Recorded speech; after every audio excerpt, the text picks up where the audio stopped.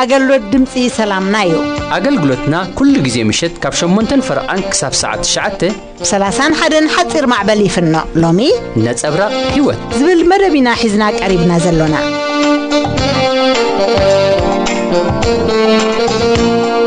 سلام እግዚአብሔር አምላክ መስኩል ለኻትኩም ይሁን ፍቁራትን ፍትዋትን ተከታተልት መደብና ለምድማ ክልተ መደብ ቀሪብናልና ፈለማጌርና ሰድዕና ዘለና ሓውና ፓስተር አስፋ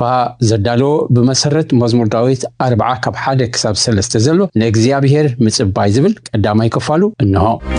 እግዚአብሔር ዝተአመነ አይሐፍር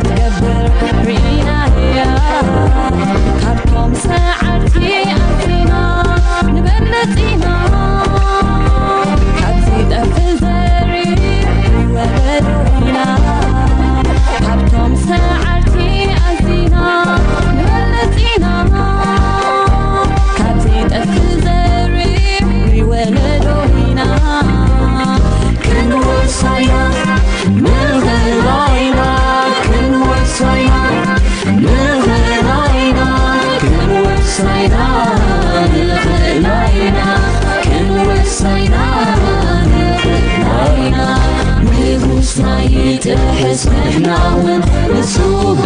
أملاح نحيل سلعتنا كركتهم يوم سيتنا غالا من قستي يا سلعتنا سيتنا غالا من قستي يا سلعتنا جميرنا عين دكمن عمسينا عين دكمن أقلقلنا عين لكمن المليسنا كنوسقي سلام سلام سمعتي راديو سلامنا كاب እግዚአብሔር አቦናን ካብ መድኃኒና ኢየሱስ ክርስቶስ ሰላምን ጸጋን ይኹን ለኩም ክብል እፈቱ እግዚአብሔር ተመስገነ ይኹን በዚ መዓልቲ እዚ ምሳኹም ዘለኹ ኣነ ጓሳ ማሕበር ኣስፋሃ መሓር ይበሃል በዚ መዓልቲ እዚ በዚ ግዜ እዚ ክንሪዮ ደልየ ዘለኹ ቃል እግዚአብሔር ኣብ መዝሙር ዳዊት መበል 40 ጥቕሲ 1 ክሳብ 3 ዘሎ ከንብብየ ሓቢርና ድማ ነዚ ቃል እዚ ክንሪዮ ኢና እግዚአብሔር ተመስገነ ይኹን ከምዚ ይብል ንእግዚአብሔር ተዓጊሰ ተጸበኽዎ ንሱውን ናባይ ደኒኑ ኣውያተይ ሰምዐ ካብ ጉድጓድ ጥፋት ከኣ ካብ ትረግረግ ጸብሪ ኣውጻኒ ኣጋረይ ኣብ ከውሒ ኣቂሙ ንስጉምተይ ኣጽንዖ ሓድሽ መዝሙር ምስጋና ንኣምላኽና ኣብ ኣፈይ ኣንበረ ብዙሓት ዝርእዮም ክፈርሁ ናብ እግዚአብሔር ክውከሉ እዮም ይብል እግዚአብሔር ስሙ ይባረኽ ሓጺር ጸሎት ክንጽልይና ዘለዓለማውን ጻድቕን ዝኾንካ እግዚአብሔር ብዕቤትካ ዝተፈራህካ ገባር ኩሉ ተኣምር ዝኾንካ ንስኻ በይነኻ ኢኻ ኣምላኸየ በዚ መዓልቲ እዚ በዚ ግዜ እዚ ነመስግነካ ኣለና ክብሪ ንስምካ ይኹን ንብለካ ኣምላኸየ ሕጂውን ጎይታ ሰራዊት ነዚ ህያው ቃልካ ክትገልጽ ነዚ ህያው ቃልካ ክትብርህ ብመንፈስካ ንስኻ ክትድግፍ ንባርያኻ እጽልለኹ እዝኒ ሰማዕቲ ድማ ክትከፍት እጽልለኹ ግዜና ኩሉ ንዓኻ እረክብ ኣለኹ ብስም ተፍቅሮ ወድኻ ኢየሱስ ክርስቶስ ጸለና ኣሜን ኣርእስቲ ሂበዮ ዘለኹ ንእግዚአብሔር ምጽባይ ዝብል እዩ እዚ መዝሙር እዚ ንጉስ ዳዊት ዝዘመረዩ ኣብቲ ኣብ ሽግር ጸበባ ዝነበረሉ ጊዜ ናብ እግዚአብሔር ጸሎቱ አቅሪቡ ኩነታት እኳ እንተ ጸንከረ ደጋጊሙ ንእግዚአብሔር ይልምን ነይሩ ተዓጊሱ ድማ ይጽበ ነይሩ መዝሙር ዳዊት መበል 69 ጥቕሲ 3 ከምዚ ይብል ብምእዋየይ ደኺሜ ጎሮሮይ ነቂጹ ኣዕንተይ ንኣምላኽ ብምጽባይ ፈዚዘን ይብል ኩሉ ጊዜ ነቲ ኩሉ ዝከኣሎ ኣምላኽ ነቲ መወዳድርቲ ዘይብሉ ኣምላኽ ነቲ ጸሎት ዝሰምዕ ኣምላኽ ይጸባበዮ ነይሩ እቲ ጸሎት ዝሰምዕ ኣምላኽ ድማ ኣብቲ ናቱ ጊዜ ሰዓትን ድማ መልሲ ሂብዎ ንእግዚአብሔር ድማ ከም ዘመስገነ ኣብዚ መዝሙር ዝንርኢ ማለት እዩ ቀዳማይ ክንሪኦ ደልዮ ዘለኹ ምጽባይ ዝብል እዩ እግዚአብሔር ዝሃበካ ተስፋ ኣብቲ ናቱ ጊዜን ሰዓትን ንኽኸውን ምጽባይ እቲ ዝሓተትካዮ ሕቶ ንኽምለሰልካ ምጽባይ እዚ የድልዩ ምጽባይ ክብል ከሎ ንሓፂር ጊዜ ዘይኮነስ ነዊሕ ጊዜ ዝወስድ ክኸውን ዝከኣል እዩ ብእምነት ክትመላለስ ከለኻ ንእግዚአብሔር ምጽባይ መንፈሳዊ ዲሲፕሊን እዩ ኣብ ሓድሽ ኪዳን ስምዖን ዝበሃል ሰብኣይ እቲ እግዚአብሔር ዝበሎ ይጽበ ከም ዝነበረ ኣብ ቃል እግዚአብሔር አምላኽ ይነግረና ኣብ ወንጌል ሉቃስ ምዕራፍ 2 ጥቕሲ 25-26 ክንርኢ ከለና ከምዚ ይብል እነሆ ድማ ኣብ ኢየሩሳሌም ስምዖን ዝበሃል ሰብኣይ ነበረ እዚ ሰብኣይ እዚ ጻድቕ ንኣምላኽ ዝፈርህ ምጽንና እስራኤል ዝጽበ ነበረ መንፈስ ቅዱስ ድማ ነበሮ ነቲ ቅቡእ እግዚአብሔር ከይረአዮ ሞት ከም ዘይርኢ ድማ ብመንፈስ ቅዱስ ተገሊጹሉ ነበረ ወጎይታይ ነቲ ንምብራህ ኣህዛብ ብርሃን ንህዝብኻ እስራኤል ውን ክብረት ምእንቲ ክኸውን ኣብ ቅድሚ ኩሉ ህዝቢ ዘዳለኻዮ ምድሓንካ ኣዕንተይ ካብ ረኣያስ ሕጂ ከምቲ ዘረባኻ ንባርያኻ ብሰላም ተፋነዎ ኢኻ በለ ይብለና እግዚአብሔር ዝተመስገነ ይኹን እቲ ዝተዋህቦ ተስፋ እቲ እግዚአብሔር ዝበሎ ኩሉ ነገራት ምስ ተፈጸመ ኩሉ ምስ ረኣየ ንእግዚአብሔር ኣመስጊኑ ንእግዚአብሔር ይዝጽበ ነይሩ ኣብቲ መወዳእታ ድማ ሕጅስ ብሓቂ እቲ ዝሃብካኒ ተስፋ እቲ ዝበልካኒ ኩሉ ተፈጺሙ እሞ ንባርያኻ በሰላም ተፋነዎ ኢሉ እግዚአብሔር ዝተመስገነ ይኹን ስለዚ እግዚአብሔር ነቲ ዝሃቦ ተስፋ ክርእዮ ገይርዎ ስሙ ይባረኽ ስለዚ ንሕና እውን እንጽበዮ ነገር ክህሉ ይዝከኣል እዩ እግዚአብሔር ዝሃበና ተስፋ ክህሉ ይከኣል እዩ ንእግዚአብሔር ምጽባይ ብጣዕሚ ኣገዳሲ እዩ ኣብ ወንጌል ማርቆስ ድማ ክንርኢ ከለና ምዕራፍ 15 ጥቕሲ 43 ከምዚ ይብል ዮሴፍ በዓል ኣርማትያስ ሕፉር መኻሪ ንመንግስቲ ኣምላኽ ውን ዝጽበያ ዝነበረ መጽ ይብለና ስለዚ ንመንግስቲ ኣምላኽ እንታይ ዝገብር ዝጽበያ ዝነበረ ተባሂሉሎ እግዚአብሔር ይመስገን ደፊሩ ናብ ጲላጦስ ኣትዩ ኸኣ ስጋ ኢየሱስ ለመነ ይብለና ዮሴፍ ሓደ ካብቶም ዓበይቲ ጸሓፍቲ እኳ እንተነበረ ሕቡእ ወዲ መዝሙር ኢየሱስ እዩ ነይሩ ብዛዕባ እንታይነቱ ከየገደሶ ግናኸ ጎይታ ኢየሱስ ክርስቶስ ብኽብሪ ክቕበር ስለዝደለየ ናብ ጲላጦስ መጽኡ ድማ ከም ዝለመነ ቃል ኣምላኽ ይነግረና እግዚአብሔር ይመስገን ዘምጽአ ይምጻእ ዋላ ኣብ ሓደጋ ይውደቕ ኢሉ መጽኡ ከምቲ ዝሓተቶ ድማ ተዋሂብዎ እግዚአብሔር ዝተመስገነ ይኹን ስለዚ ዮሴፍ ድማ ንመንግስቲ ኣምላኽ ዝጽበ ከም ዝነበረ ተነጊሩና ኣሎ ካልእ ድማ ኣብነት ዝኸውን ምጽባይ ነቢ ዳንኤል እዩ ኣብ ትንቢት ዳንኤል ምዕራፍ 10:12 ከምዚ ዝብል ቃል ተጻሒፉልና ኣሎ በለኒ ድማ ዳንኤልየ ካብ ልብኻ ናብ ምስትውዓል ዘቕናዕካላ ርእስኻ ውን ኣብ ቅድሚ ኣምላኽ ዘትሓትካላ ቀዳመይቲ መዓልቲ ጀሚረን ቃላትካ ተሰሚዐን እየን እሞ ኣይትሸበር ምእንቲ ዘን ቃላት ከዓ መጽየ እነኹ ይብል ነቢ ዳንኤል ኣብ ቅድሚ እግዚአብሔር ቀሪቡ እቲ ዝጸለዮ ጸሎት ድማ ድሕሪ 3 ሰሙን ጾምን ምጽላይን መልሲ ከም ዝረኸበ ቃል እግዚአብሔር ኣምላኽ ይነግረና ስለዚ እግዚአብሔር ነቶም ዝጽበይዎ ነቶም ዝደልይዎ እግዚአብሔር እንታይ እዩ ዝሰምዕ ኣምላኽ እዩ ስለዚ ነቢ ዳንኤል ድማ ጸሎቱ ተሰሚዑ ንእግዚአብሔር ንኸባቢ 3 ሰሙን ብጾምን ጸሎትን ቀሪቡ እግዚአብሔር ድማ መልሲ ጸሎቱ ከም ዝሃቦ ድማ ይነግረና ማዓስ ተመሊሱ እቲ ጸሎቱ ክንገር ከሎ ልብኻ ናብ ምስትውዓል ኣብ ዘቕናዕካላ ርእስኻ ውን ኣብ ቅድሚ ኣምላኽ ዘትሓትካላ ቀዳመይቲ መዓልቲ ጸሎትካ እንታይ ተገይርዩ ተሰሚዒልዎ እግዚአብሔር ዝሰምዕ ኣምላኽ መልሲ ዝህብ ኣምላኽ እዩ ከምዚ ዝኣመሰለ ኣምላኽ ኢና ነምልኽ ዘለና ትጽቢት ከቢድ እዩ ዝገብሮ ነቲ ትጽበዮ ዘለኻ ነገር ውን ክኸውን ወይ ድማ ኣብ ፍጻሜ ክሳዕ ዝበጽሕ ዘሎ ጊዜ እዩ ብሓቂ ትጽቢት ዋላ ሓደ ሰብ ቆጸራ ጌርካ ክትጽበዮ ከለኻ እታ ሰዓት ክትኣክል ከላ ከላ ኣይመጽእን ዲ እንዳበልካ ትጽቢት ብጣዕሚ ክብት ዝይብል እዩ ክንጽበው ነውሕ ኣይንደልንና ነፍስ ወከፍና ኣብዚ ግን ንእግዚአብሔር ምጽባይ እዩ እግዚአብሔር ድማ እንታይ እዩ እግዚአብሔር ኩሉ ዝኽእል አምላኽ ኣብትናቱ ዝምልስ አምላኽ ስለዝኾነ ምጽባይ ብጣዕሚ ኣገዳሲ ምዃኑ ኣድላይ ምዃኑ ድማ ቃል አምላኽ ይነግረና ገሊኡ ሰብ ክጽበ ይኽእል ገሊኡ ግን ክጽበ ይክእልን እዩ ንእግዚአብሔር ክንሓትት ከለና እግዚአብሔር ኣብትናቱ ጊዜን ሰዓትን እዩ ዝምልስ ስለዚ እግዚአብሔር ክሳዕ ዝምልስ ድማ እንታይ ከድልየና እዩ ምጽባይ ሃዲእካ ምጽባይ የድልዩ ኣብዚ ዳዊት ክነግረና ከሎ እንታይ እዩ ንእግዚአብሔር ሃዲኤ ተጸበኽዎ ይብለና ስለዚ እግዚአብሔር ሕቶና ክሳብ ዝምልስ መልሲ ካብኡ ክሳብ እንቅበል ክንጽበ ኣለና ኣብ ምሳሌ ምዕራፍ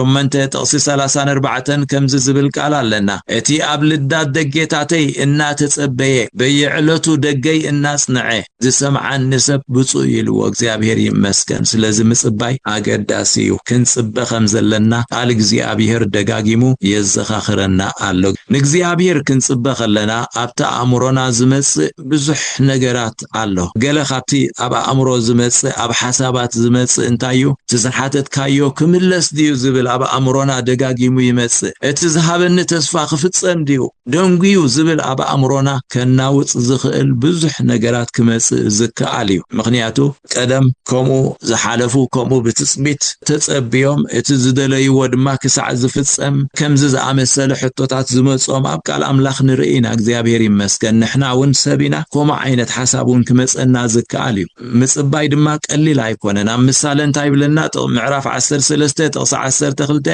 ነውሕ ትጽቢት ንልምቢ የማህምኖ እተፈጸመ ድሌት ግና ኦም ህይወት እዩ ይብለና ስለዚ ነውሕ ትጽቢት ብጣዕሚ ከዳኽመካ ክእል እዩ ከማህምን ዝከኣል እዩ ገለ ካልእ ዝመጽእ ድማ ብድሕሪ እዚ ተስፋ ምቁራጽ ይመጽእ ማለት እዩ ክፍጸም ድዩ እንዳበልካ ትጸንሕ ድሓር ድማ እንታይ ይኸውን ኣብ ተስፋ ምቁራጽ ትመጽእ እዚ ሳይከውንን እዩ ኣብ ምባል ትበጽሕ ዓቕሊ ጽበት እውን ክመጽእ ዝከኣል እዩ ሳልሳይ ድማ ናትካ መገዲ ክትምህስ ትፍትን ማለት እዩ ኣብ ተስፋ ምቁራጽ ተዳኣ በጽሕካ ብድሕሪኡ ከዓ ናትካ መገዲ ዝቐልጠፈ ኣቋራጭ ዝኾነ መገዲ ድማ ክውሰድ ዝከኣል እዩ ኣብዚ ግዜ እዚ ድማ ጸላኢ ዕድል እንተረኺቡ ደገ እንተዳኣ ተኸፊትሉ ገለ ክስተት እንተዳኣ ተረኺቡ ጸላኢ ድማ ብሓሳባት ኣብ ኣእምሮ ዘናውጽ ክመጽእ ዝከኣል እዩ ውጽኢት ናቱ ድማ እንታይ እዩ ዘጣዕስ ክኸውን ዝከኣል እዩ ምክንያቱ ተጸቢኻ ኣብ ክንድን እግዚአብሔር ምጽባይ ናትካ መገዲ ክትወስድ ከለኻ ኣብ መወዳእቱ ድማ ጽቡቕ ከይከውን ዝከኣል እዩ ኣብ ቃል ኣምላኽ ገለገለ ተጠቒሱልና ኣሎ ክንርዮ ድማ ኢና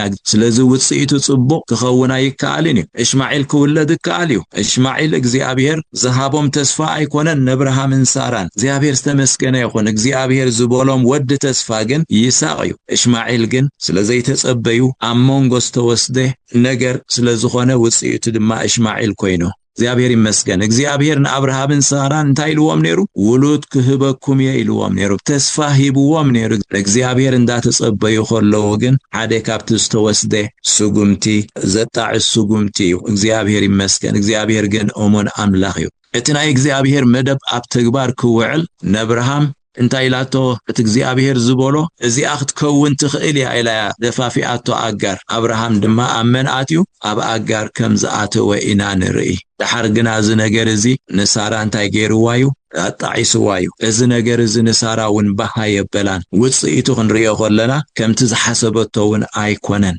ናቱ ውጽኢት ጽቡቕ ኣይከውንን እዩ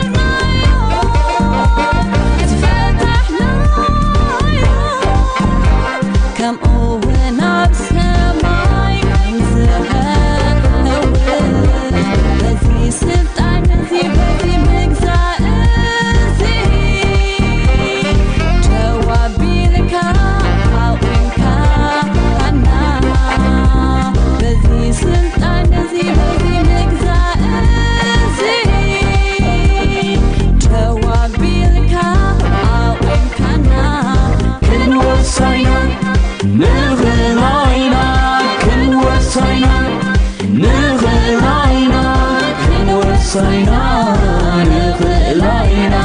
كن وسينا سعيبو خا اتي بحاونا باستر زكارياس ناتدلو زقرب مصنعتي ونجيل ماريكوس نلومي معرف 16 كاب حاله كساب شمونتي قريب لنا زلو نكتاتلو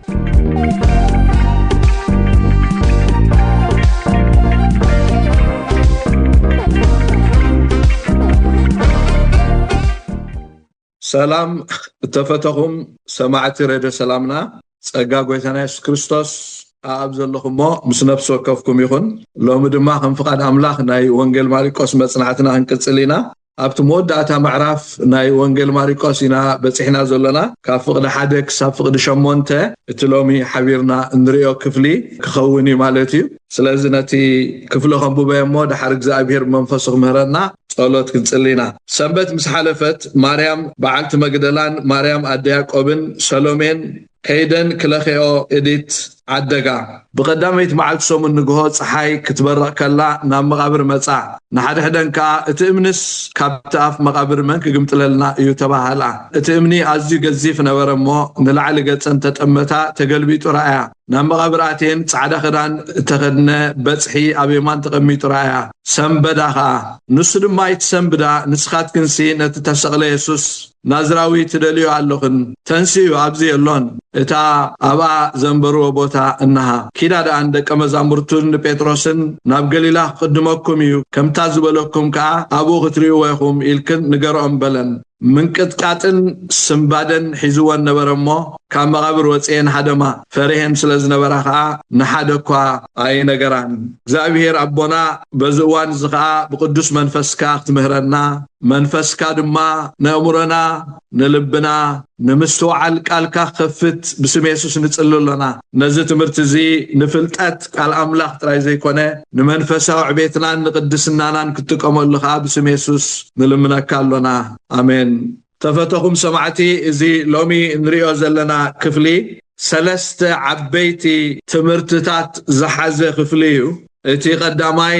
እተን ደቂ ኣንስትዮ ተናዴታት ናብ መቃብር ጎይታናን መድሓኒትና ኢየሱስ ክርስቶስ ምስ መጻ ኣብ ህይወተን ተራእየ ምጥርጣር ፍርሂ ስምባደ ክኸውን ከሎ እቲ ካልኣይ ድማ እተን ኣንስቲ ገና እቲ ትንሳኤ ወይ ከዓ ብዛዕባ ትንሳኤ ተነበየ ትንቢት ብዝግባእ ከምዘይ ተረድኦ ብዝግባእ ከምዘይ ኣመንኦ እኳ ደኣ ንሓደ ዝሞተ መድሓኒ የገልግላ ከም ዘለዋ ይስምዐን ከም ዝነበረ ኢና ንርኢ እቲ ሳልሳይ ድማ እቲ መልኣኽ ዝሃበን ተልእኮ ኪዳ ኢየሱስ ክርስቶስ ካብ ሙታን ከም ዝተንስአ ነቶም ደቀ መዛሙርቲ ንገርኦም ኢሉ ዝሃበን ተልእኮ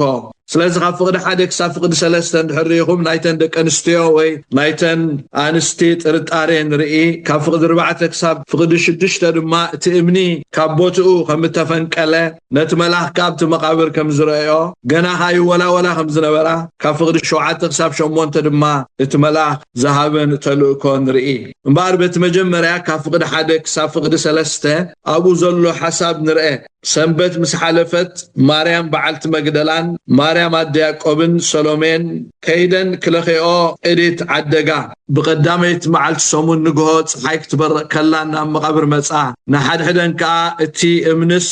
ካብቲ ኣፍ መቃብር መን ክግምጥለልና እዩ ተባሃላ እምበር ሕጂ እቲ መጀመርያ እንሪኦ ሓሳብ እንታይ እዩ ነተን ኣንስቲ ነተን ጎይታ ኢየሱስ ክርስቶስ ዘፍቅራ ዝነበራ ብሞቱ ሓዚነን ግና መቃብር ከይደን በቲ ቅዱይ ቅብኢ ክቐብኦኦ ንሙታን ከም ዝግበር ብኡ መንገዲ ኣኽብሮተን ክገልጻ ብናፍቆት ክሪኦ ንሬስኡ ድማ ዘይትኽለኽያ ዝጽበዮ ዝነበረ መድሓኒ ኣብቲ እምርኦን ዝነበረ ምንዋፅ ርግፀኝነት ዘይብሉ ናይ እምነት ጉዕዞ ኢና እንርኢ ምክንያቱ ንሓድሕደን እንታይ ተባሂለን ነቲ እምንስ መን ክግልብጠልና እዩ ተባሃላ ይብል ቃል ኣምላኽ በቲ ሓደ ወገን ንመድሓኒአን የፍቅራ ነይረን በቲ ሓደ ወገን ንመድሓኒአን የምልኻ ነይረን ብመድሓኒአን ይኣምና ነይረን ብትንሳኤ ግና ኣያምናን ነይረን ቅዱስ ጽሑፋት ብዛዕባ ትንሣኤ ተነበዮ ትንቢታት ኩሉ ብዝግባእ ኣይተረድአንን ነይሩ ምስቲ ዝነበረን ናብ ኢየሱስ ዝቐንዐ እምነት እቲ ናይ ትንሣኤ እምነት ኣይተዋሃደን ነይሩ እቲ ናይ ትንሣኤ እምነት ኣቦቱ ኣይነበረን ምኽንያቱ እንታይ ኢለን ሓቲተን ነቲ እምኒ መን ክግምጥለልና እዩ እቲ መሲህ ተዓዋቲ ከም ዝኾነ ኣብ ልዕሊ ሞት ክስዕር ምዃኑ ኣብ ልዕሊ ሞት ክዕወት ምዃኑ ሓይሊ ሞት ብሓይሊ ትንሣኤ ክውሓጥ ምዃኑ ብዙሕ ትንቢታት ሰሚዐን ጎይታ ኢየሱስ ክርስቶስ ባዕሉ ንዓን ነቶም ካልኦት ደቀ መዛሙርቲ ነጊሩ ቶም ሮማውያን ቶም አይሁዳውያን ሕሊፎም ክብዎ ከም ዝኾኑ ክስቀል ከም ዝኾነ ኣብ ሳልሳይት መዓልቲ ግን ካብ ሙታን ክትንስእ ምዃኑ ተነቢዩ ገና እንታይ ኢለን ሓታ ነይረን ነቲ እምኒ መን ክግምጥለልና እዩ ሎሙ እንተኾነ ኣመንቲ ተባሂልና ንክርስቶስ እነፍቅር ንክርስቶስ እናኣምን ንክርስቶስ እነምልኽ ገና ሓይሊ ትንሣኤኡ ዘይተረዳእና ብሓይሊ ትንሣኤ ክርስቶስ ገና ዘይንኣምን ብዙሓት ክንህሉ ንኽእል ኢና ገና ከምዘን ኣንስቲ ነቲ እምኒ መን ክግምጥለልና መድሓኒና ገና ኣብ ትሕቲ ሓይሊ መቃብር እዩ ዘሎ እቲ እምኒ ዓፂዎ ኣሎ መን ነቲ እምኒ ክግምጥሎ እዩ መን ነዚ ንኹሉ ሽግራተይ ዓፂዎ ዘሎ እምኒ ልክዕ ከምዚ መቃብር መን ክግምጥለለ እዩ እንብል ብዙሓት ከም ዘለና ርግፅ እዩ ኣብ እዋን ጎይታና ኢየሱስ ክርስቶስ ዘን ኣንስቲ እንተደኣ ነይረን ኣብዚ እዋን እውን ክንህሉ ንኽእል ኢና በቲ ዝሞተ መድሓኒ ጥራይ እናኣምን በቲ ዝተንስአ መሲህ በቲ ዝተንስአ መድሓኒ ገና ዘይንኣምን ወይ እምነትና ናብኡ ዘይተሰጋገረ ብዙሓት ክንህሉ ንኽእል ኢና ስለዚ ሪኢኹም ፍቁራት ሰማዕቲ ተን ኣንስቲ እናተጠራጠራ እናተወላወላ ናብቲ መቃብር ከይደን ናይ ጥርጣሬ ሕቶ እናሓተታን ከይደን ነቲ እምኒ መን ክግምጥለልና እዩ እቲ ምኻደን ፅቡቕ እዩ ነይሩ ንስጋ ኢየሱስ ክርስቶስ ንኣካል ኢየሱስ ክርስቶስ ንሬስኡ ብዘይቲ ክለኺኦ ምድላያን እውን ዝናኣዲ ነይሩ እምነተን ግን ሪኢኹም ኣዝዩ ድሩት ነይሩ ብሓይሊ ትንሣኤ ወዲ ኣምላኽ ዘይኣምን እምነት ነይሩ ናው ገጹ ዘይዓበየ እምነት ነይሩ ሎሚ ነዚ ትምህርቲ እዚ ክንሰምዕ ከለና እምነተይ ይዓብሎ ዶ ኢልና ክንሓትት ይግባአና እምነተይ ካብቲ ብዝሞተ መድሓኒ ምእማን ናብቲ ብዝተንስአ መድሓኒ ምእማን ናብኡ ተሰጋጊሩ ዶ ኢልና ክንሓትት ይግባአና እምነትና ሓሳብ ክንደይ ብርቱዕ እዩ ገና እቲ እምኒ የሰንብደና ድዩ እቲ እምኒ የፍርሃና ድዩ ነቲ መቃብር ናይ ኢየሱስ ክርስቶስ ዓፂዎ ዝነበረ እምኒ ከምኡ ዝኣመሰለ እምኒ እናመፀ ሎሚ ኸ የሸግረን መን ክግምጥለልና ይንብል ዶ ዘን ኣንስቲ ፀገምን እንታይ ነይሩ እቲ ንሰብ ዘይከኣሎ ንኣምላኽ ይከኣሎ ዝብል ናይ ቃል ኣምላኽ ተስፋ ናይ ቃል ኣምላኽ ሓቂ ብዝግባእ ኣይተረዳእን ነይረን ብኡ ብዝግባእ ኣያምናን ነይረን ንእግዚኣብሔር ዝጨንቆ ነገር እንታይ ኣሎ ዝብል ቃል ናይ ቃል ኣምላኽ ብዝግባእ ኣብ ኣእምሮአን ኣብ ልበን ኣይተዋሃደን ነይሩ ስለዚ እናፈርሃ ናብቲ መቃብር ከይደን ሽዑ እንታይ ከም ዘጋጠመ ንርኢ ካብቲ 4 ክሳብ 6 እቲ እምኒ ኣዝዩ ገዚፍ ነበረ እሞ ንላዕሊ ገፀን ተጠመታ ተገልቢጡ ረኣያ ናብ መቃብር ኣትየን ጻዕዳ ክዳን እትኸድነ በፅሒ ኣብ የማን ተቐሚጡ ረኣያ ሰንበዳ ከዓ ዘገርም እዩ ንምንታይ እዩ ዘገርም ዝኸውን ገና ነቲ እምኒ መን ክግምጥለልናዮ ኢለን እናሓተታት እምኒ ድሮ ተገምጢሉ ነይሩ ትመከራ ድሮ ተቐንጢጡ ኸይዱ ነይሩ ተቐንጢጡ ርሒቑ ነይሩ ትመከራ ኣብ ቅድሜን ኣይነበረን ሪኢኹም እቲ እምኒ ተገምጢሉ ነይሩ ሓደ ግዜ እምነትና ክደክም ከሎ እምነትና ክጠራጠር ከሎ እምነትና ኮላውል ከሎ ነቲ ድሮ እግዚአብሔር ዝሃበና መልስ ኣይንሪዮን ኢና ነቲ ድሮ እግዚአብሔር ዝሃበና ዓወት ኣይንሪዮን ኢና የዕንቲ ናይ እምነትና ኪኖቲ ጥርጣሬና ኪኖቲ ምውልዋልና ኸይዱ ነቲ ዓወት ኣይንሪዮን እዩ ዘናንስት እናተጠራጠራ ናብቲ መቃብር ገፀን መፅየን ድሓር እቲ እምኒ እንታይ ኮይኑ ተገምጢሉ ርኤኖ ገና ኣብ ፍርሂ ኣብ ምውልዋል ስለ ዝነበራኻ ኣብ ክንዲ ናይ ምስጋና መዝሙር ዝዝምራ ዝሕጎሳ ሰንበዳ ይብል ቃል ኣብ ድኹም እምነት ኩሉ ግዜ ሰንባዲ ድኹም እምነት ኩሉ ግዜ ፈራህ እዩ ምክንያቱ ነቲ ተዳልዩሉ ዘሎ ዓወት ብዝግባእ ኣይርአን እዩ ብዝግባእ ኣይርዳእን እዩ ስለዚ ሪኢኹም ዘናንስቲ ገና ኣብቲ ናይ ምጥርጣር ናይ ምፍራህ ኩነት እየን ነይረን ምክንያቱ ኣብዚ እንታይ ኢና ንርኢ መላኽ ኣብ የማን ተቐሚጡ ረኣያ እሞ ሰንበዳ ይብል ሰንበዳ ናይ እምነት ባህሪ ረኣዩ እዚ እምነት ግሩም ዝኾነ ህያብ ናይ ኣምላኽ እዩ እና ክዓቢ ዝግብኦ ናይ ኣምላኽ ህያብ እዩ ክብርትዕ ዝግብኦ ናይ ኣምላኽ ህያብ እዩ እምነትና ኩሉ ግዜ ምስ ጥርጣሬ ኣብ ኩናት እዩ ኣብ ውጊ እዩ እምነት ዝጠራጠረሉ ግዜ ኣሎ እምነት ዝደኽመሉ ግዜ ኣሎ እምነት ኣዝዩ ድስንብደሉ እዋን ኣሎ ገና እምነት እዩ ግን ብርቱዕ እምነት ኣይከውንን ኣብቲ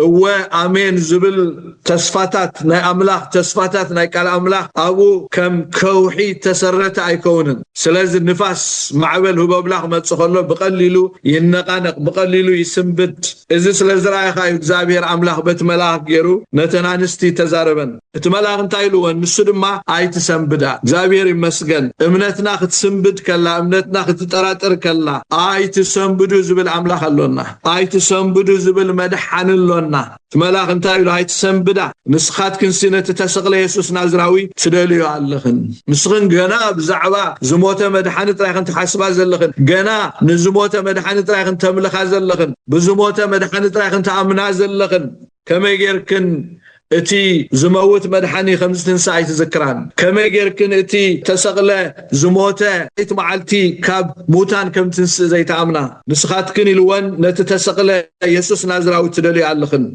نسو تنسيو عبزي يلون إلوان بمسمعيت يسمعنا مسوب أملاح نحير سلاتنا كرتهم يوم زريتنا غانا من قسيا سلاتنا زريتنا غانا من قسيا سلاتنا زميرنا عين ذكرن عقلنا عين ذكرن عمسلنا عين ذكرن لما يسمع كلمة صغيرة لما يسمع كلمة صغيرة لما يسمع كلمة صغيرة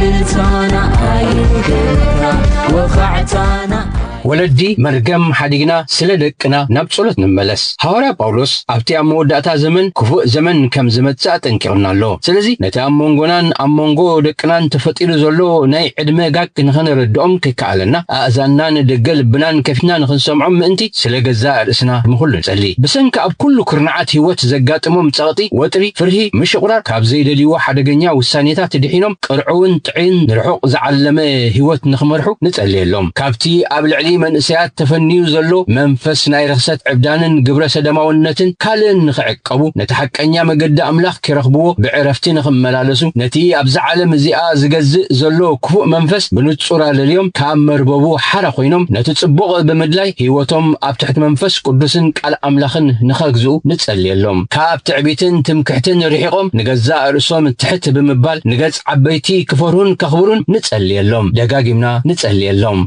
شبانا عيودلكا مسكانا عيودلكا نماليسنا نهبكا نماليسنا نهبكا عيودلكا عيودلكا عيودلكا عيودلكا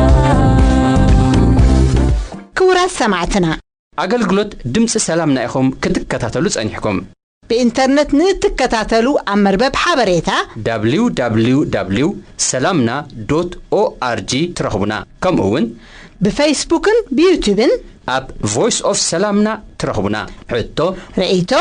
ويكا كتبركتو وقت دليو حبريتا مزهلوكم Voice of Salamna@yahoo.com إلكم سردلنا صباح ناي مزمور مرجع كفلة جزينا كتكتاتلو بخبري نعدمكم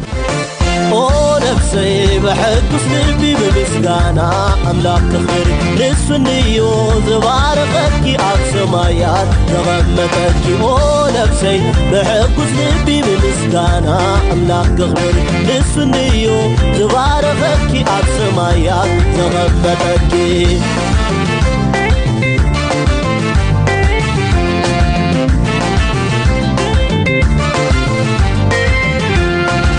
مستير سدراتك مولو وهبات نغمتك تدسمو نعبريو بمسكانا هو النخيو مستير سدراتك مولو وهبات نغمتك تدسمو نعبريو بمسكانا هو النخيو نفسي بحدث لبي بمسكانا أملاك خير نسفنيو زبارقك عالسمايات نغمتك نفسي بحدث لبي بمسكانا أملاك خير نسفنيو زبارقك عالسمايات نغمتك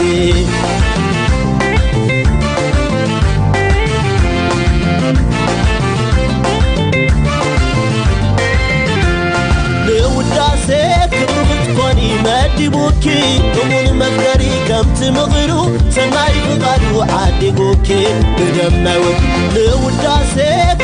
تكوني مدبوكي أمون مغري كم تمغلو سناي فضلو عادقوكي بدموت أو نفسي بحقوس لبي بمسكانا أملاك خبر نسونيو زبارقكي أبسمايات زغمتكي أو نفسي بحقوس لبي بمسكانا أملاك خبر نسونيو زبارقكي أبسمايات زغمتكي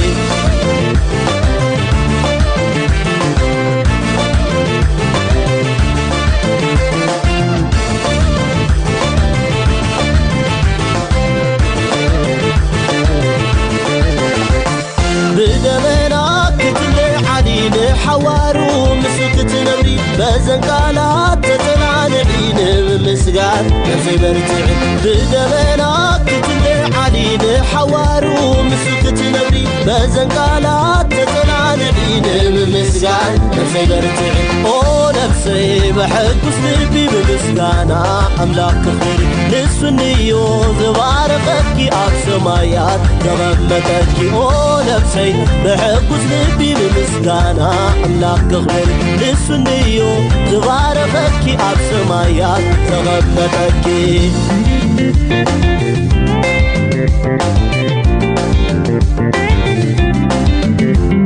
دمت سمعي تغزئيو بمئزاز فغرق كرئيو هيبو كلو زي كف كبرات لحوارو زي العالم يوان دمت سمعي تغزئيو بمئزاز فغرق كرئيو